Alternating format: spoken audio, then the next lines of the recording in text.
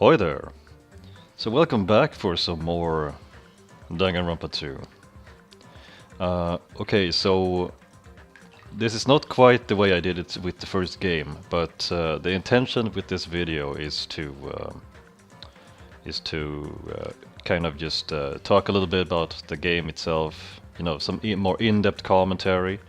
Uh, I'll be discussing the game together with some characters which I felt kind of stood out more than others, and just to give you like a overall general opinion on the cast.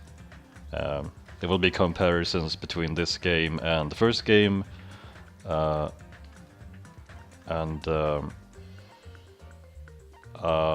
not to sound too cheesy, but I gotta say, after beating this game, after playing through the first game and then shortly after playing through this game, right after, I feel that the game has just kind of it's been such a huge part of my daily life for several months now. So it's just kind of affected me in a way that I didn't really expect it to, but yeah. But I'll give you more context, just to kind of clarify on what I mean by that. But yeah, we'll start off with talking about the characters and the game and such, and then also I'll be, in case you don't keep track of Danganronpa news, just talk a little bit about the future for Danganronpa, as well as what you can expect from me in terms of playthroughs of content that we haven't gone through. Alright, so I mentioned at the end of the game, of the playthrough, some of these extras already. I don't think I'm missing out, at least not here, and instead of going through island mode, I read up on characters online. Yeah. And of course, the novel. But yeah, let's go through the characters first. Or actually the game, but the characters at the same time. So when we start out with the game, the first person we see appearing before us is the ever so present, omnipresent Nagito Komoda. So Nagito, I had this kind of outlandish theory when I started with this playthrough. I mean, so when we see him for the first time, he's talking in the exact same voice as the main protagonist, Makoto Neigi, from the first game. And I thought there was something to that.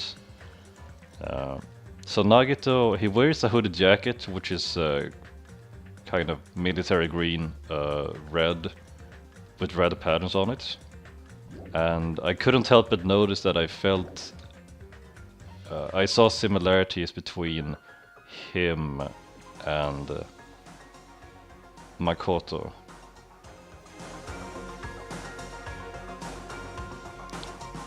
Makoto also wears a hooded jacket, also in a kind of military greenish color, with red patterns on it. They are both the ultimate lucky students, and they also honestly have some pretty bad luck too.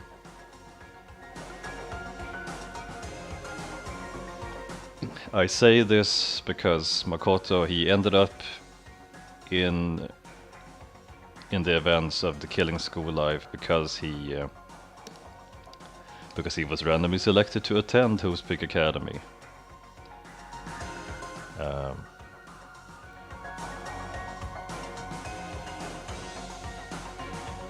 And I don't know, now that I think about it, did Makoto ever actually have any good luck? No, not that I can think. Not that I can think of right now. But Nagito, he definitely did have some good luck, which really stood out throughout the game. I mean, so what we see is he ends up getting picked for cleaning duty in chapter 1, and also his master plan in chapter 5 is so beautifully executed. I can't help but to applaud his efforts in chapter 5. But I don't know. When I first started out, okay, so as we go through chapter 1, I felt that, okay, so the introductions, yeah, kind of neat. I like the characters, they seem interesting. Some of them reminds me of characters from the first game. Some of them, yeah, some of them remind me of characters from the first game, as well as, let's see, where is the event I'm looking for? Right. And then of course, Nagito appears to be this meek, laid-back person. He doesn't really stand out through the first chapter. Danganronpa. But his reveal in chapter 1 was, his true personality was really, it was really shocking.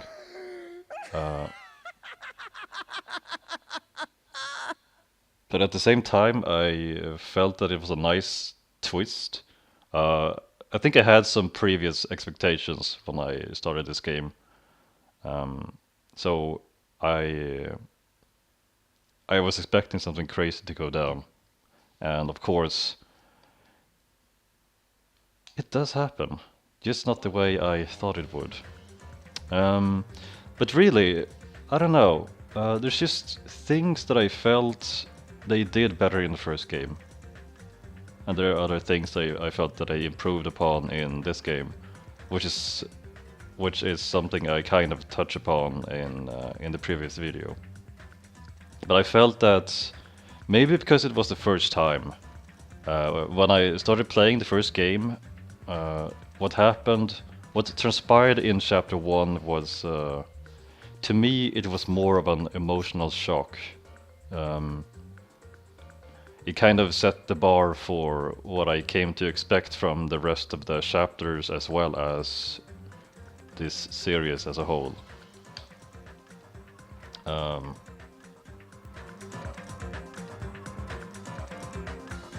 Right.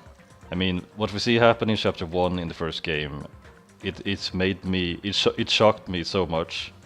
I was really stunned seeing what had happened there. And ever since the first chapter in the first game, it's just I don't know what's come over me, but I get so emotional about these things. I can't really say that I am an overly emotional guy. Kind of probably average, but I just every time something sad happens, I just there's like this huge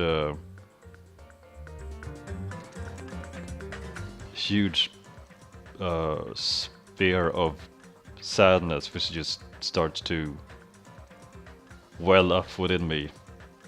What is I don't know, this is not the right this is I'm kind of bad at expressing this, but I felt that the first game just kind of it just triggered emotional responses from me more than it did in this game.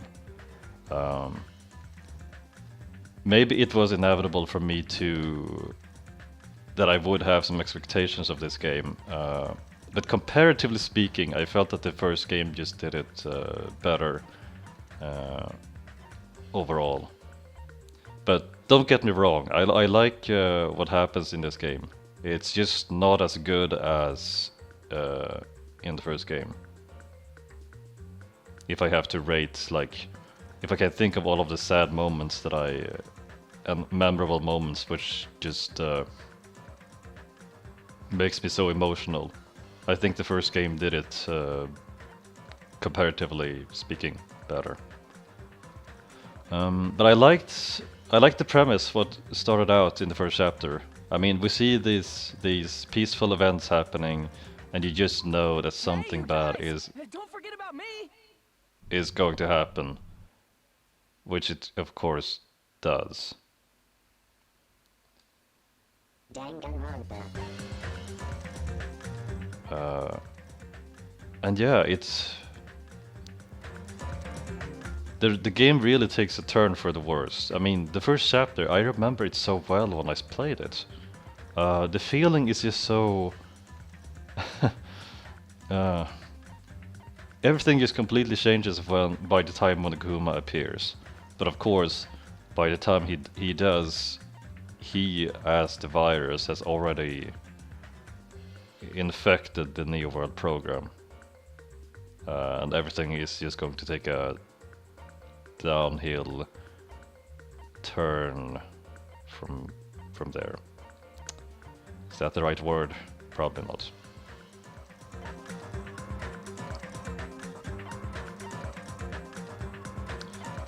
Let's see.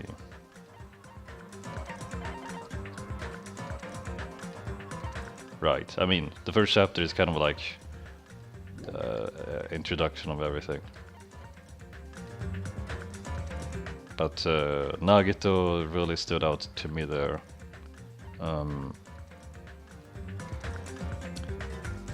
Tere, which ends up getting executed in during the class trial, maybe because it was so early on, but I couldn't really feel too much for the guy. I felt that he messed up trying to kill off Nagito after Nagito told him his plan.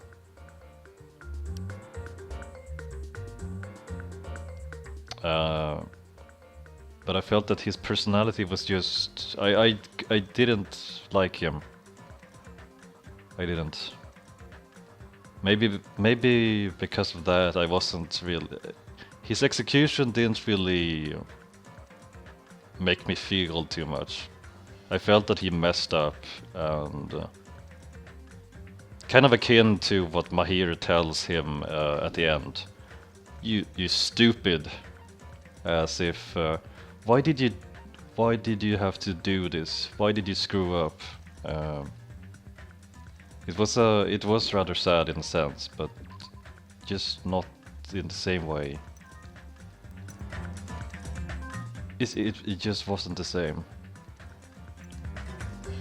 See, maybe I'm just kind of fishing for scenes in these games which either makes me incredibly sad or happy, or I try to kind of feel. I try to feel things when I play these games. Yeah,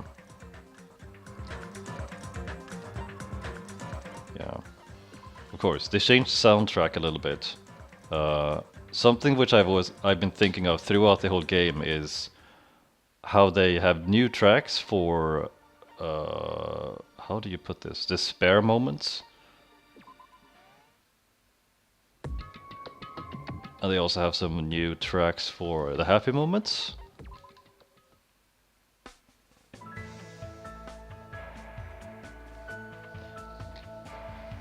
Now, the peaceful tracks, I think they're absolutely fine.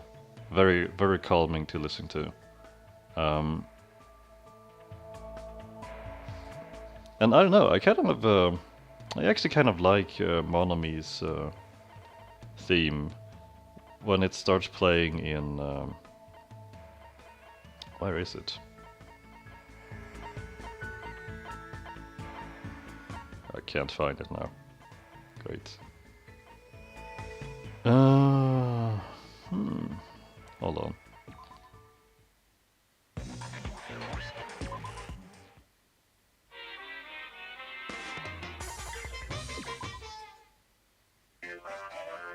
Yeah, there we go.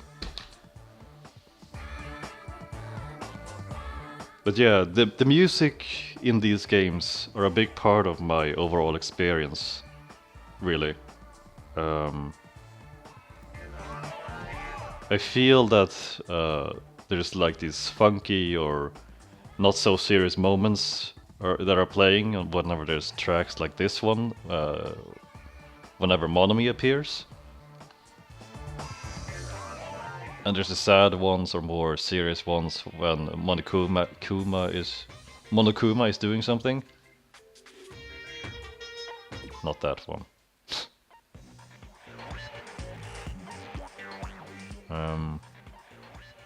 You know, I'll talk a little bit more about the music as we get to the last chapter, but I feel that, but just to keep that in mind, that the music really makes these games for me in a sense.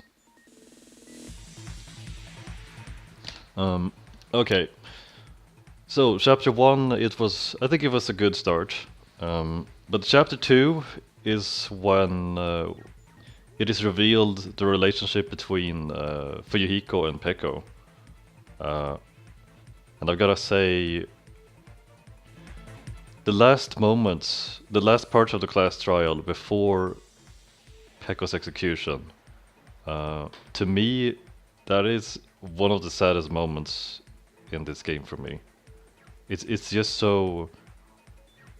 I mean, these two grew up together since he was a child, and she was trained to be his bodyguard, hitman, but all he wanted from Peko, all Fuyuhiko wanted from Peko was to, you know, just grow up together, like as if they were siblings or something.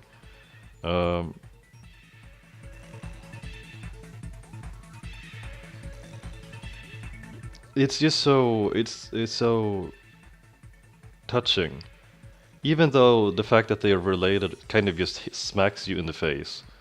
I just, how can you not? I see. I almost started to cry at the end there, and whenever I bought, because I like the music. Because I like the music, I bought the soundtracks for the first and second game some time ago, and I listened to them. That's not the right section. I listened to them regularly, and the track that play, it is of course very specific, or the track that plays there is specific for this scene. And listening to this track, it just makes me remember this event. And I just can't. I can't listen to this for too long. I always... from this track.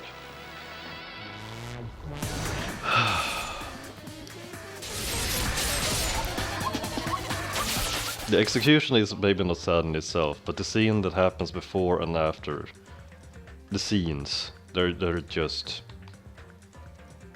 tugging at my emotional strings too much. It's kind of... I think it's great that this game does that. I've never really thought about it before when playing games, that you play games that triggers like emotional responses from you in such a way that these does. I mean, I have never ever before played a game series where such unusually bad things happen to the characters. People get killed. Relatives die, just generally depressing things happen. I mean, even if there are happy moments too, in a way, I feel that the depressing moments is kind of I don't know. Is it really? But it feels like the depressing moments in these games are what really makes me come back for more. I mean, obviously I know it's not real, but still I feel so damn sad when I when these things happen. But if I get really shocked at something, such as, I mean, Nagito's scene where he's laughing, it was just so incredibly unnerving. It's just, it's great and awful at the same time. I don't literally get depressed from the games, but they are very depressing in themselves.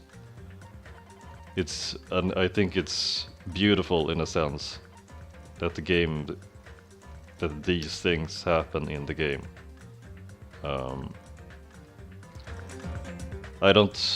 It's kind of like, it's so refreshing to play a game where events happen that are something that I really don't have seen see happen. Ugh. That I can experience things that don't really happen too much in games at all.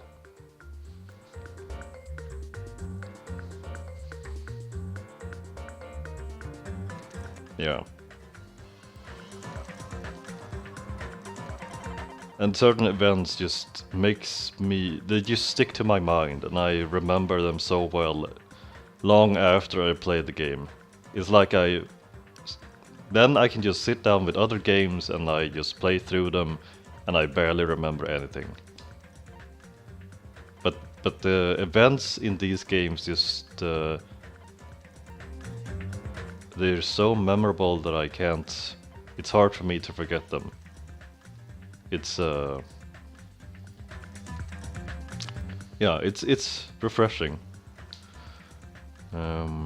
Sorry if I just keep repeating myself, trying to kind of gather my thoughts here.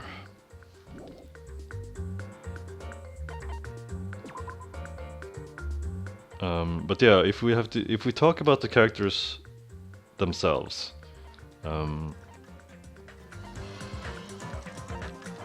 I think characters such as Nagito, Gundam, Hiyoko,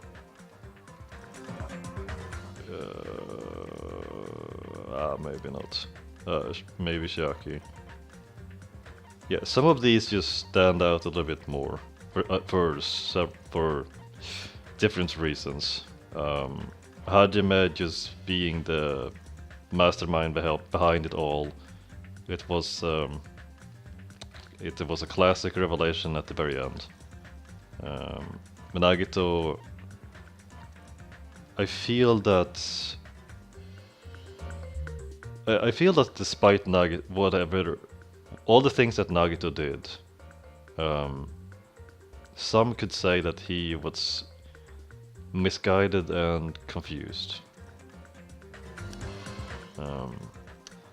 He always told people that he was on the side of hope, but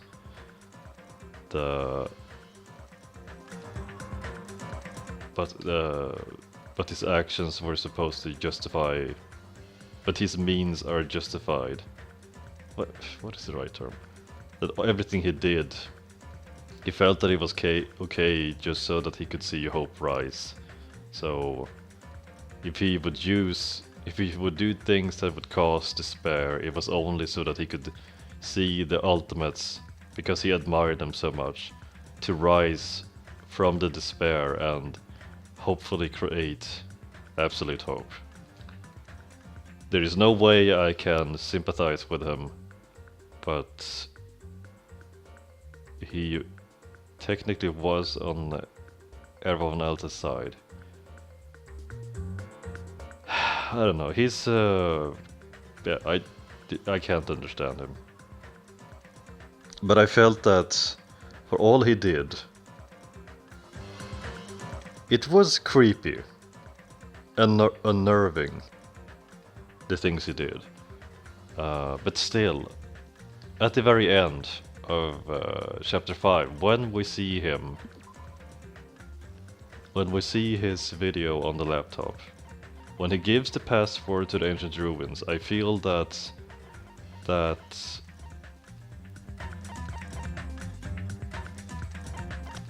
this is not the right section. I felt that what he did was still okay. I felt that he somewhat redeemed himself at the very end. I wonder who's watching this message.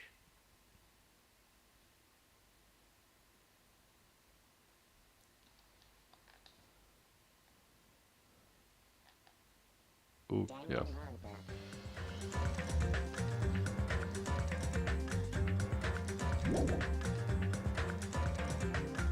And really, if you... actually, I'll just mention this at the end, once we're done talking about the characters. Sorry.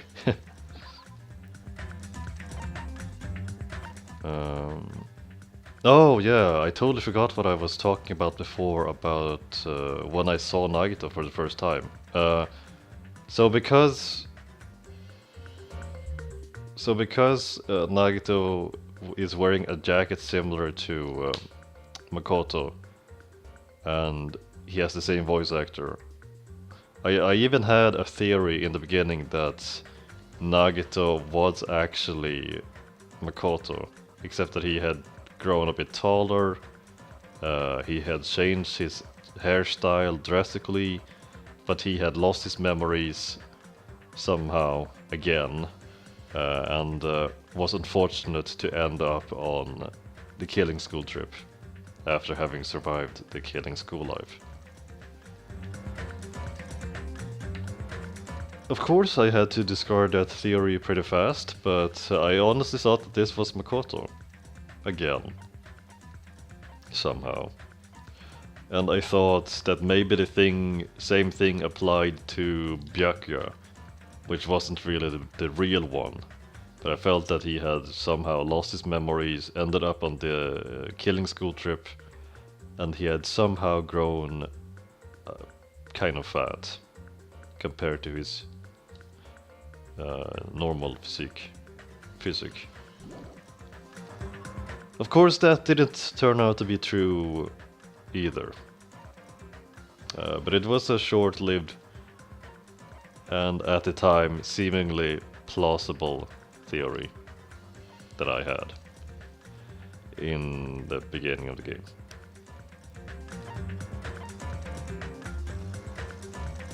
But yeah, the guy's Gundam was a funny guy.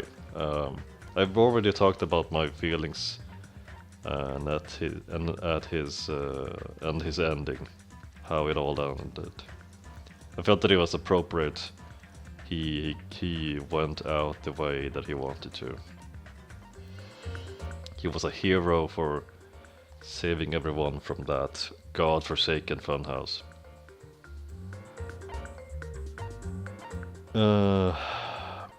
Yeah, Teru is probably the only guy in the cast that I didn't really like too much, even though his love for his mother was touching. But we don't know what happened to his mother, and I mean, he asks Monokuma about the status of his mother's well-being at the end of the first class trial, and Monokuma doesn't answer.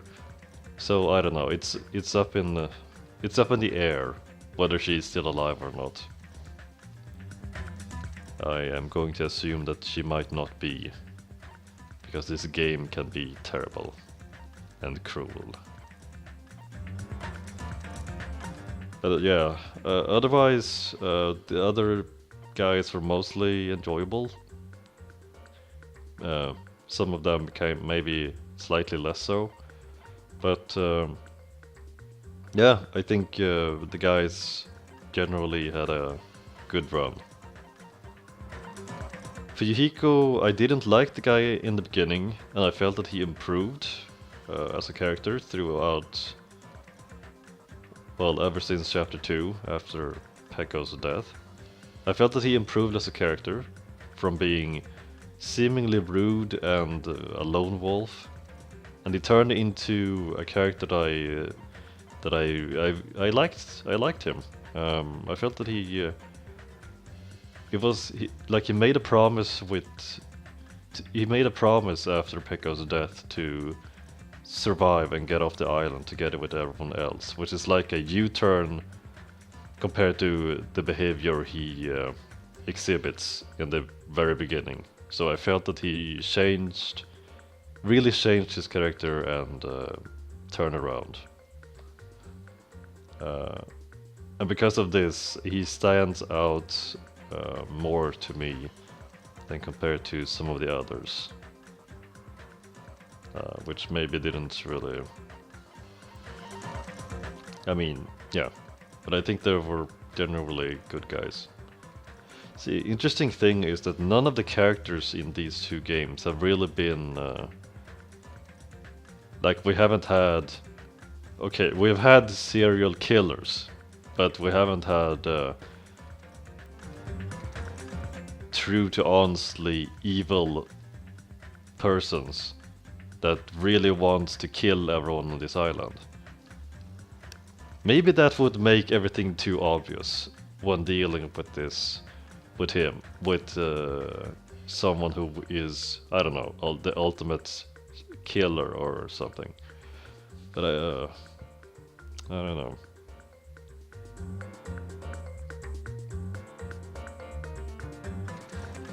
But yeah, speaking of the girls. So Chiaki was probably the most useful of them. She contributed a lot to the class trials, to the story. She was also pretty important characters in terms of the storyline. Sonia, she was funny to be around, except that I kind of accused her. I suspected her 2 times throughout the game, which, if anything, like, if I like her as a character, if anything, she should be mad or displeased with me because I suspected her. See, in the second chapter, I thought she might have been the killer because she was wearing the wetsuit when she entered the diner. Because they talk about how did the killer get rid of the blood in the second chapter.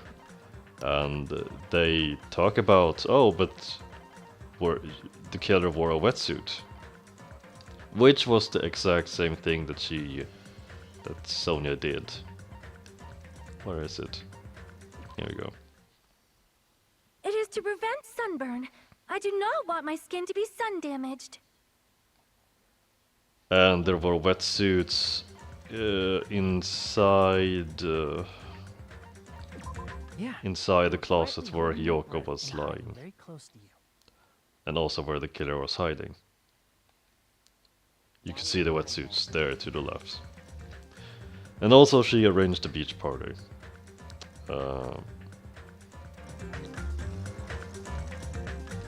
And then the second time is in chapter 5 when everyone is looking for the bomb, but instead.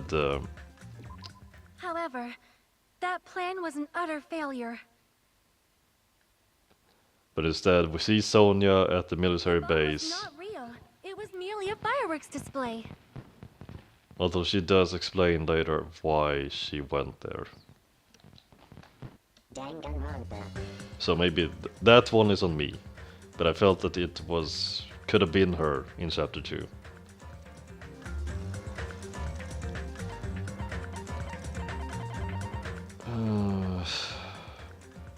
Let's see.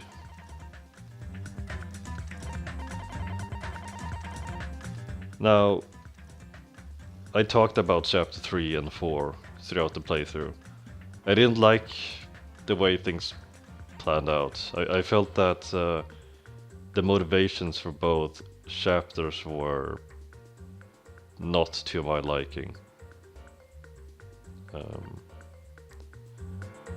I thought it was poorly done, and I didn't really like those chapters. Except for maybe the end of chapter 4, when Nagito reads the Hope's Peak Academy file, Danganronpa. which then sets the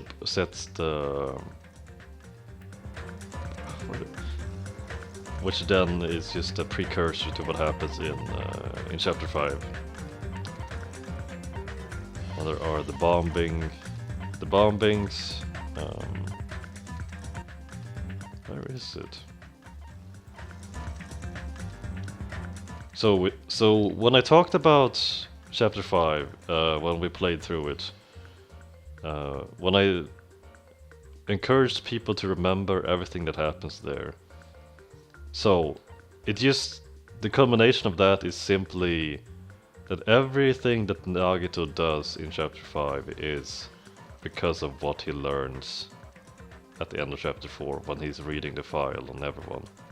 So the file did contain the information on all of the students, including Chiaki, in the file. So from there he learns the truth that he, including himself, everyone on the island except for Chiaki are a part of Ultimate Despair, and everything that he does is he basically sets up the event where he gets accidentally killed by someone,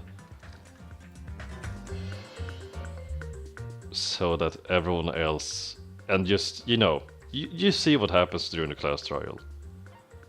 But everything that happens there is just because he has read the file and he wants to kill off everyone. He wants to kill off Ultimate Despair. You can say what you want about Nagito, but he was always on the side of hope. So his wanting to kill everyone else was just a way for him so that he could save, so that he could save everyone, the world, from Ultimate Despair.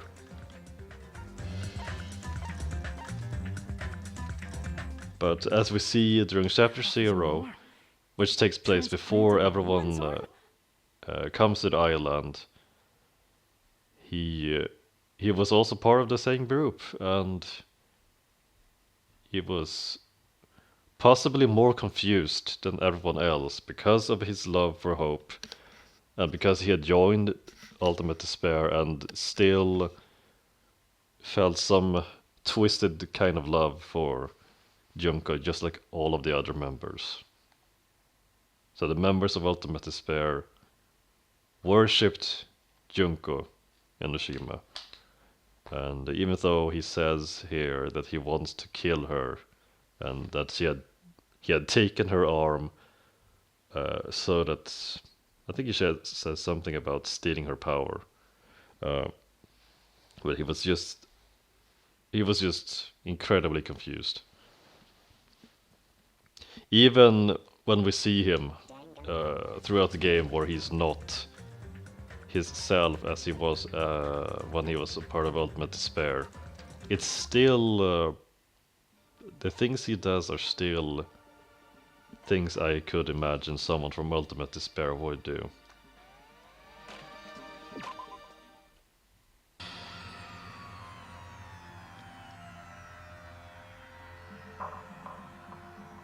Or, well, yeah. It feels like it doesn't take much to push Nagito over the edge, which made him such a dangerous individual.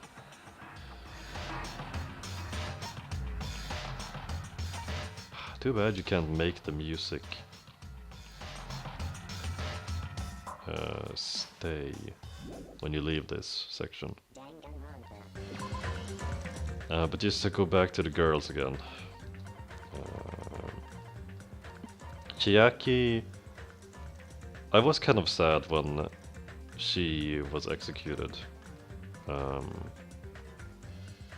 It was also a comeback to the emotions that I wanted to feel from a class trial, which just wasn't quite there during the third and fourth class trial,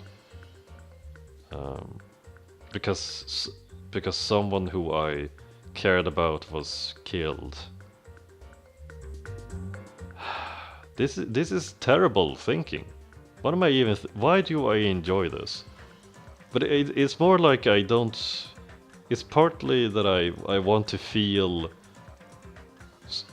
certain things, and it's not necessarily about feeling sadness for a character that is killed. Always. The characters that I care about more than others. I mean, when everyone who plays these games, despite what people tell you that you shouldn't get too attached to characters, because if you have favorites, some of them, or if not all, or maybe all of them, will end up dying. So you shouldn't keep favorites. But you know, for me, it wasn't quite that. Even though, kind of. I mean, I did care for some characters, but you know, maybe it's just the reveal at chapter 6. I mean, by the fact that everything that happened here was a game, and there's like the it's like my brain can't decide whether I should not care too much about what happens to the characters in this game, but at the same time I more or less care about the characters, and yeah, maybe it just comes down to feelings and not characters themselves that I want to feel. I know this does sound kind of unfocused, but it's basically, this is a video of me basically talking out of my ass. So some things might feel disoriented. But yeah, generally, except for Hiyoko, I felt that the girls in this game, they were pleasant to hang around, and they were pleasant characters overall, except for maybe a few of them. I don't know. Maybe some people didn't like Mikan because of her. I mean, she clearly has extremely low self-esteem, and she's an awkward person to be around if you're not the same kind of. But I feel that, you know, it's when there's someone like this, I wouldn't feel right if I would just shy away from that person, because she was clearly a person that needed to be loved, because she clearly have had hardships in her life, and that kind of person, to befriend that person and let her have a happier life, or you know, just be there for someone like that. It just doesn't make sense to stay away from someone like that. But I know, it's always easy to say some things, and actions are more. It's actions that matter. And maybe I should have talked more to Mikan.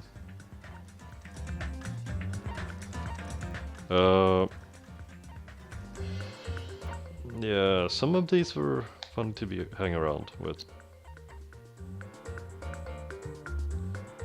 It's just that naturally, when you play through this game for the first time, I mean, some of these characters end up dying pretty early on, and despite what you feel of them as characters, when that happens, the story just ends there. Except you can still talk to them in other ways, but it's kind of sad when characters die and you can't just get to know them very well. If you want to, it's just not possible, if you play through the normal game, the normal storyline.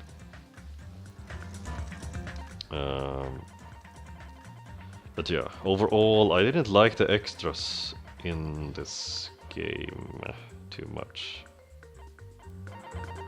It's kind of neat to look at it, but I was hoping for some... I was hoping the content in the movie gallery and the event gallery would be better. It's pretty scarce. Chapter 5, yeah, that was... So chapter 5 was an... I've already talked about chapter 5. Chapter 6. Okay, so now we're kind of coming back to the music as well. How do I get out? Okay. So, as I've said before, the music is a big part of the game for me. And I associate certain tracks with events that happen throughout the game. So there might be calm and peaceful moments, which makes sense to me.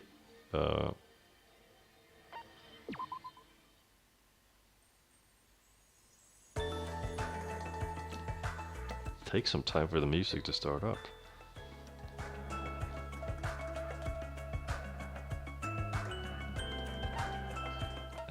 Yeah, and the music was good.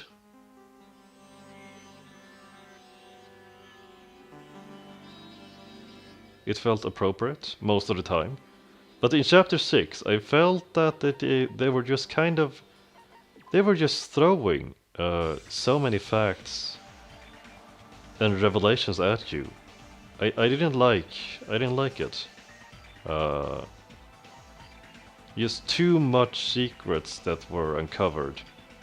And it was clear, it became very clear when they were switching back and forth between music tracks so much. I was honestly displeased with how they did that in chapter 6. It wasn't really quite the same in the first game because the things that we see happen after each chapter, after each class trial in the first game, are secrets which just slowly gives you... They're like build-ups to the final truth in the last chapter there, when it is revealed who is controlling Monokuma and who is the mastermind of the killing school life. I felt that it was better executed in the first game compared to here.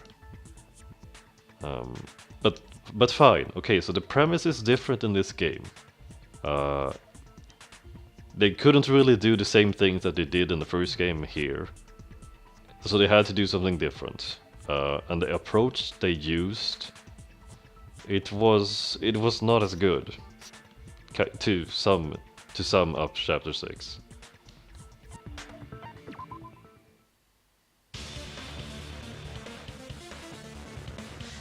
But the class trials themselves, I felt that they were intense. I think they were better than the class trials in the first game. Better executed in that sense. They were longer and yeah.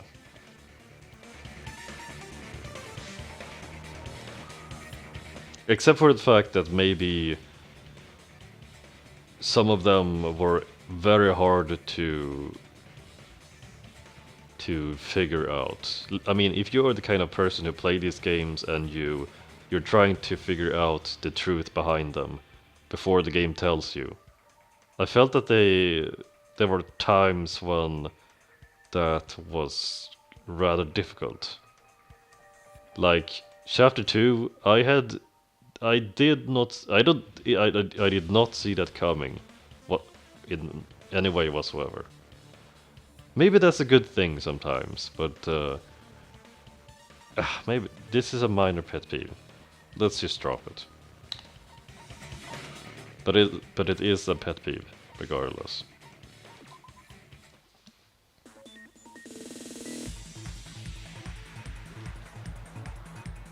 But yeah, chapter 6. Okay, so Monokuma is once again Junko Enoshima.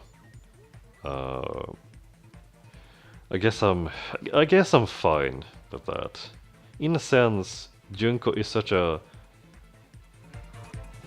such a centric and important character to this series as a whole. So, but I don't know. I was slightly bummed out that she had returned in this game, even though it was as an AI, as a virus. Um,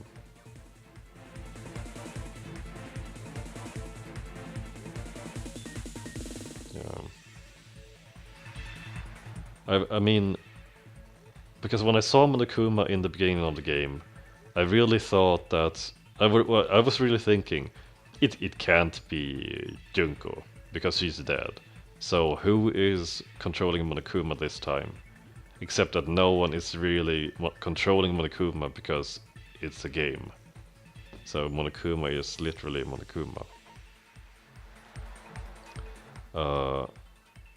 That's a thought that I was thinking in the beginning of the game, but I had forgotten it by the time we got to chapter 6, and then... Oh hey, Junko is back. Great, I guess. Then of course Hajime's reveal was interesting. Maybe it is a trope that people are getting used to seeing, but I didn't see it coming because it was really coming out of left field for me. I know that there are hints which hints towards Hajime being the mastermind behind all of this, but I didn't pick up on it. I mean, yeah, so Hajime was Isuru Kamakura, which brought the disc with the virus with him before he and everyone else was placed into the Neo World program. So that was an interesting twist, I guess. But yeah, no. Chapter 6 was also kind of poorly executed in that sense. So really, yeah, I don't. The storyline in this game is not as good as the first game. I mean, when we see Junko in chapter 6 in the first game, it felt way more despair-inducing than what happens in this chapter.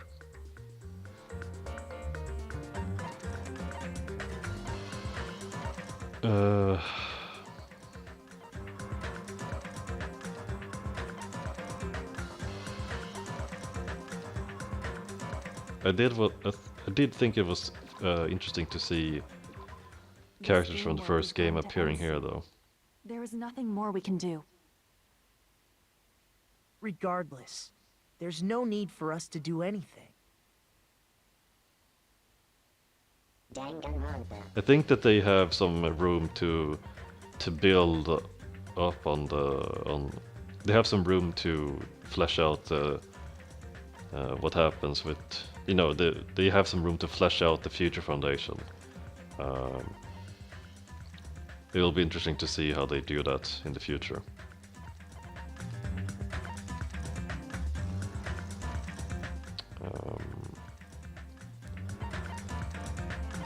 Right, some minor things to comment on in the final chapter as well. So the master of the Neo World program is Alter Ego, and Alter Ego is the creation of the ultimate programmer from the first game, whose execution, by the way, was extremely sad in the first game too. Why did I say that? I don't know. And yeah, when they talk about what some of the things that Ultimate Despair did, I was Some more wasted lovers disgusted leave than their own shocked families to Junkol and just shocked to by perform it. killing experiments on them. But because it was such a Not just brief After Junko's scene, death, they slaughtered countless people by forcing them to commit suicide. One person even implanted one of Junko's eyes into their own socket. Perhaps they wanted to see her despair? it was more plain disgusting. But I feel that they, yeah, we'll talk about that too later. Kind of, I have to restrain myself, not talk about stuff in such a mess, such a jumbled order. Right. I don't know. I don't know if they will they actually will we get to see what happens to the surviving students My future lies here. ever? I honestly don't know. That ass though. I mean, clearly they are still their ultimate despair selves, but even despite that,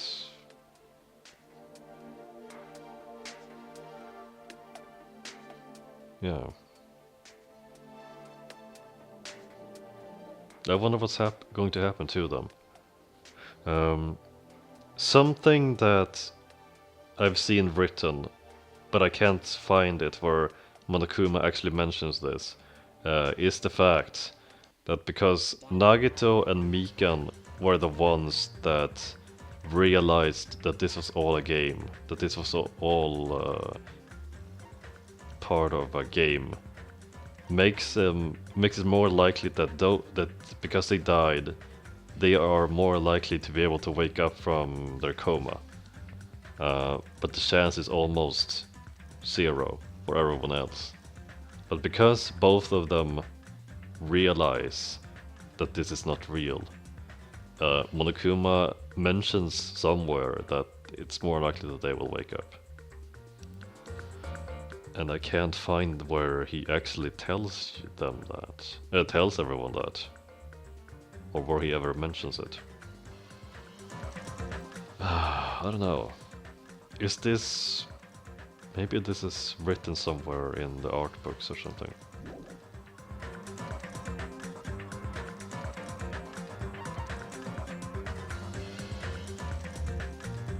But yeah, overall it was a good game. The storyline was maybe not up to par quite, but nonetheless it wasn't a bad game.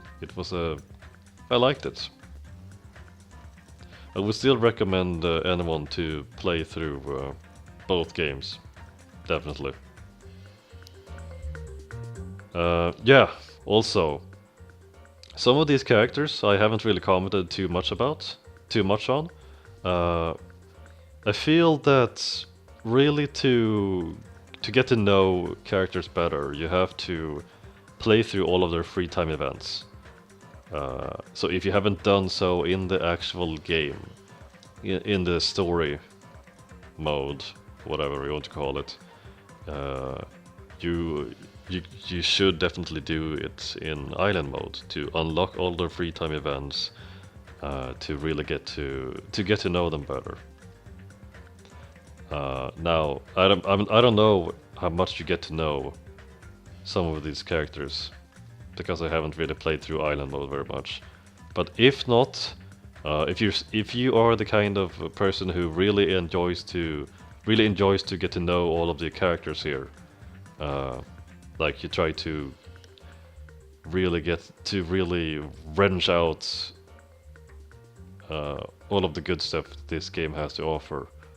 I feel that reading up on or learning as much as you can about the characters is just one of those things that you want to do if you are a completionist or really want to get under the skin of these characters. So either you play through island mode or as I've mentioned before, you can look up the characters online on the Danganronpa wiki, which is what I did. But really, that should only be done if you have played through all of the games that have been released so far, which is Danganronpa 1, 2, and also Ultra Despair Girls.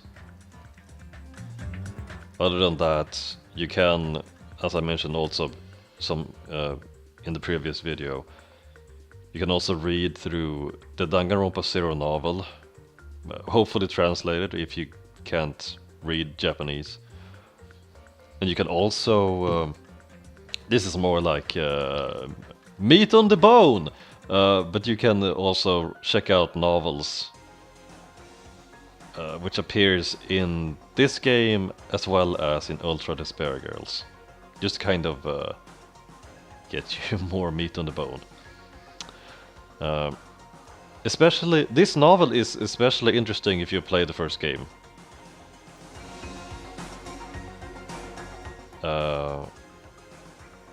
I mentioned this before, don't I? But yeah, it really puts a certain character in a totally different light. And I really enjoyed reading this one.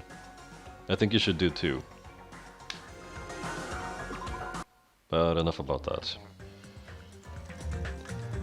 So yeah, maybe I'm just one of those individuals that really get into these games. So I really try to read up on everything as much as I can, and it's been an incredibly enjoyable journey to play through these two games. And I do look forward to play through Ultra Despair Girls in the future, but right now I really need to play something else. Otherwise I'm probably going to get tired of Danganronpa for a while. I mean, you know what they say, everything in moderation. And that's something I can't really do. But I really need to, because I might kind of I might destroy my enjoyment of these games if I play them too much. So me having expectations of this game after beating the first one, maybe that was not the greatest idea, but I still I don't regret doing it, though. I just want to be able to say that I'm done, so I can lay this game down. What else? Right. So, for those of you who have been keeping track of Danganronpa, so you might be aware that, or for those of you who are not aware, but to finish off the Hope's Peak Academy storyline, instead of making a third game, there will be an upcoming TV anime series, which will be released, that will conclude the Hope's Peak Academy storyline. But it will not be a game. It will not be an adaptation of any game.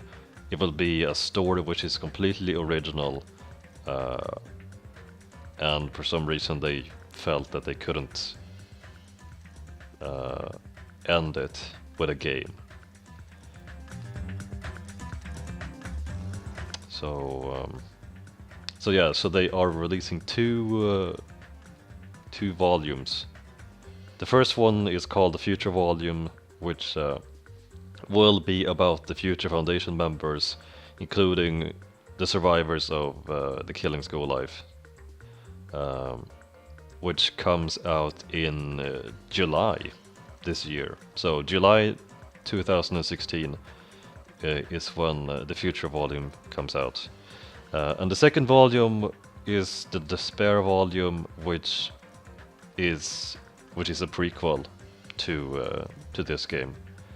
And I don't know, I might enjoy the Despair Volume a little bit more, because as it says here, it tells the backstory of the remnants of despair and how they were corrupted. So how they were corrupted by Junko Enoshima into joining Ultimate Despair.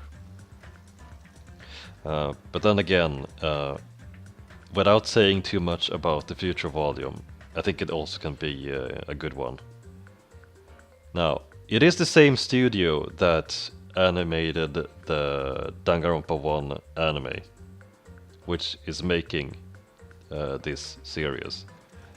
But then again, they don't have to work with trying to squeeze in the whole of Danganronpa 1 into 13 episodes, which was really crappy. A really crappy premise, and I didn't really like that series. So don't watch the Danganronpa 1 anime. But I don't know, maybe there's hope for this one, for Danganronpa 3. Not to confuse Danganronpa 3 with Danganronpa V3, which is the actual game coming out later. So Danganronpa V3 will have a completely different cast, a different storyline. It doesn't take place in the same universe. It's like a completely different game. Well, completely different setting.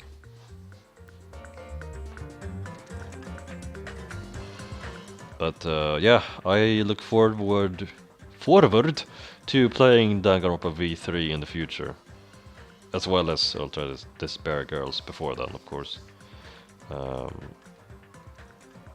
Yeah, Danganronpa really has taken off as a series for Spike Chunsoft. You know, speaking of Spike Chunsoft as a company, at one point in the future, I also want to play through. What is the actual name of the series? But I want to play through 999, Virtue's Last Reward, and you know, I'm not really familiar with the series, but I want to play through those games as well. Actually, I got a notice that I could pick up 999 today in the mail, because I did order it some time ago. Whoops! I'm dropping some bombs here. But yeah, I did order it some time ago, except that the games were not really in the package. So I've gotta hunt down the mail man and get those games back. So I'm not really too happy about that, but my intention is to sometime play through those games in the future. Because they seem to be similar kinds of games. Although they might not explicitly talk about hope and despair. But yeah, could be interesting. So that's what I have to talk about, and I think we're done here. I hopefully have not forgotten anything. So yeah, I hope that you enjoyed this, and maybe I should have told you beforehand that this could be quite long. But regardless, if you enjoyed this, thank you for listening, and hope to see you around in the future when we get down with more Danganronpa. But my next playthrough will be an RPG, which I have been playtesting for some time, and I will get started on that game soon. So yeah, take care and see you around.